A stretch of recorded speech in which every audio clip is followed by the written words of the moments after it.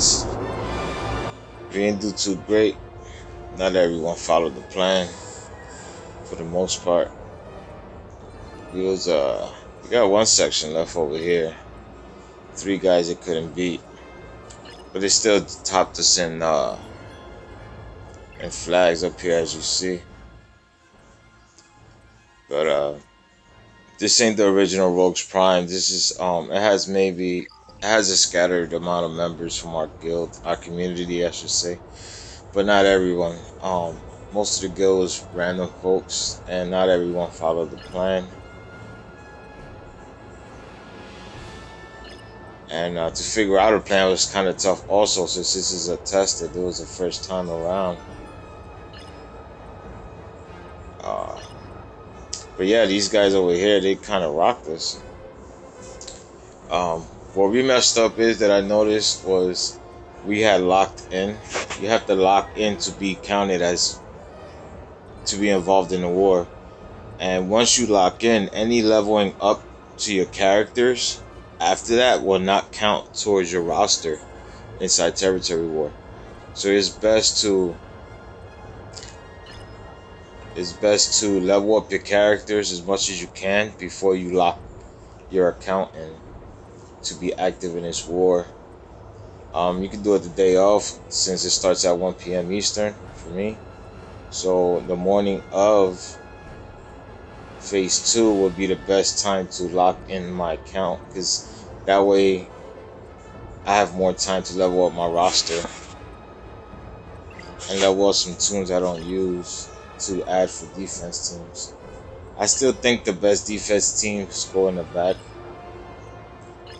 to add more points. The thing is, these guys, they filled up their defenses 21 out of 21. Everyone from the Rogues Prime side, it was either 13 or less, and that's where we messed up. I mean, you can only plan so much with people who you don't know, you know? And it's random whether they follow the plan or not. See here, we took down, 19 fights here. Instead of facing just this one alone, we could have went through the top, beat this one, and then go to ships here, beat that, and then either go down here or go over here for the big points, and then jump down to this one and this one. So there's many different plans, different routes. You just have to figure out which one is best for the team. A lot of coordination and communication is needed. There's also commands here where I could select a command where it's either focus engagement or prohibit engagement, which means that's not a focus area. If it was a prohibited area, it means don't focus on that one. Go for the one down the bottom. So that's what the guild is focusing on. But we didn't use it. It was more of an experience and having fun. If you would have won, that would have been cool. But overall,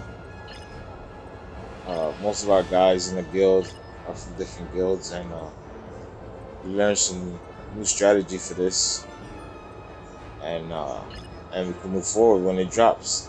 Right now it's in review phase, which I'm not sure what it means. I guess tally up the votes, but I mean the wins, the flags, who's on top.